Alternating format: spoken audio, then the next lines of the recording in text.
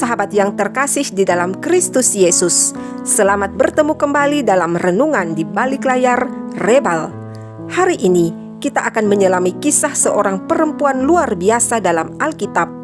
Ia bukan berasal dari Israel, bukan pula seorang nabi atau murid.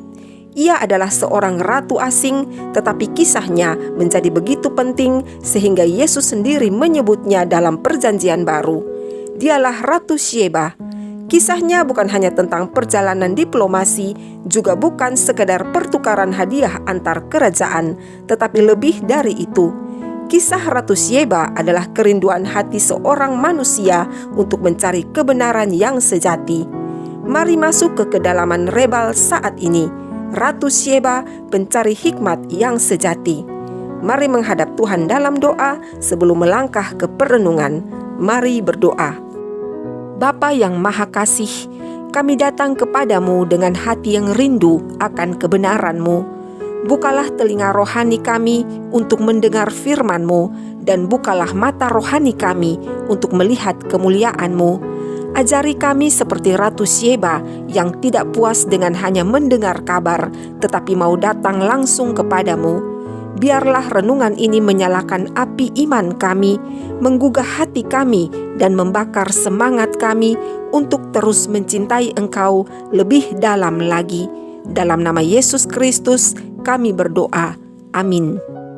Sahabat Rebal, kisah Ratu Syeba tercatat dalam 1 Raja-Raja 10 ayat 1 hingga 13 dan 2 Tawarik 9 ayat 1 hingga 12. Tanah Syeba jauh di selatan yang diperkirakan oleh sebagian sejarawan itu adalah wilayah Yaman dan sebagian lain menunjuk ke Ethiopia.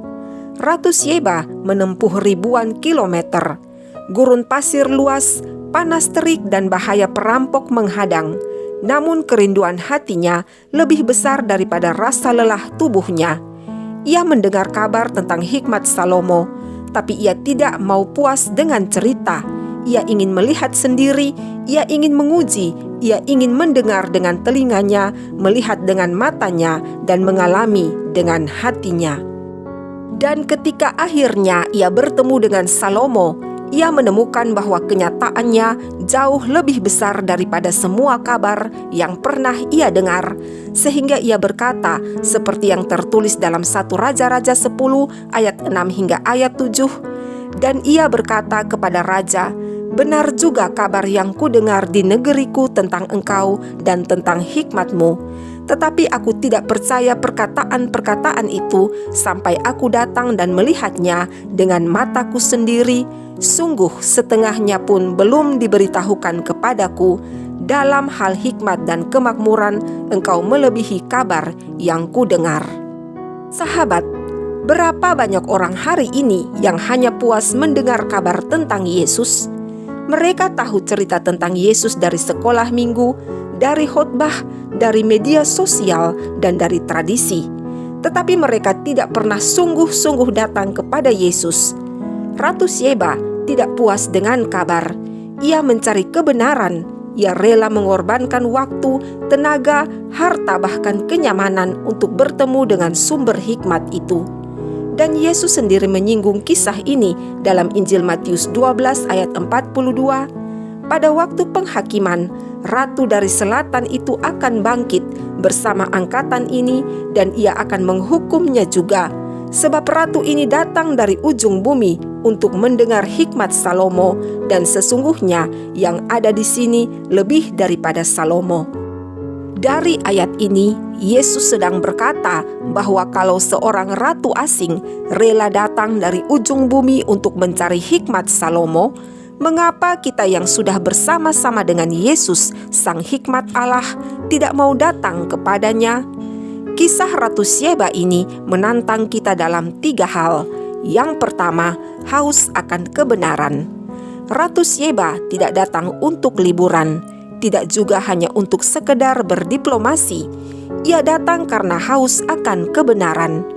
Hari-hari ini, banyak orang yang haus akan hiburan, haus akan validasi sosial, juga haus akan uang. Tapi jarang ada yang sungguh-sungguh haus akan kebenaran. Yesus berkata dalam Injil Matius 5 ayat 6, "Berbahagialah orang yang lapar dan haus akan kebenaran, karena mereka akan dipuaskan." Yang kedua, kerelaan berkorban. Perjalanan Ratu Syeba mahal, melelahkan dan penuh resiko, tetapi ia rela. Pertanyaannya hari ini, sejauh mana kita rela berkorban untuk Yesus? Apakah kita rela bangun pagi-pagi benar untuk berdoa? Apakah kita rela menyisihkan waktu untuk membaca firman? Dan apakah kita rela meninggalkan dosa-dosa kesenangan demi hidup dalam kekudusan? Dan yang ketiga, mengakui Allah. Yang paling indah dari kisah ini adalah pengakuan Ratu Syeba yang tertulis dalam 1 Raja-Raja 10 ayat 9. "Terpujilah Tuhan Allahmu yang telah berkenan kepadamu sedemikian hingga ia mendudukan engkau di atas takhta kerajaan Israel. Karena Tuhan mengasihi orang Israel untuk selama-lamanya, maka ia telah mengangkat engkau menjadi raja untuk melakukan keadilan dan kebenaran." Ia bukan orang Israel, tetapi ia mengakui Allah Israel. Sahabat, pengakuan iman yang sejati lahir dari pengalaman pribadi bersama Tuhan. Ketika kita benar-benar mengalami Yesus, tidak bisa tidak, kita pasti akan berkata, "Terpujilah Tuhan."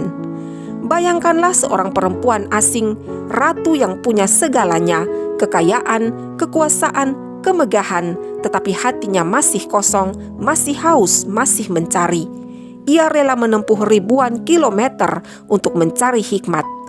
Hari ini, berapa banyak orang Kristen yang sudah duduk di bangku gereja bertahun-tahun, tapi tidak pernah mengalami Tuhan secara pribadi? Berapa banyak yang hanya puas dengan mendengar kabar tanpa mau datang sendiri? Sahabat, jangan hanya puas dengan kabar.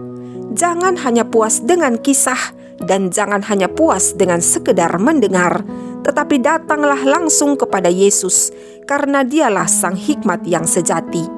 Melalui kisah ini, Ratu Syeba mengajarkan kita bahwa jangan hanya puas dengan mendengar, tetapi carilah pengalaman pribadi bersama Tuhan.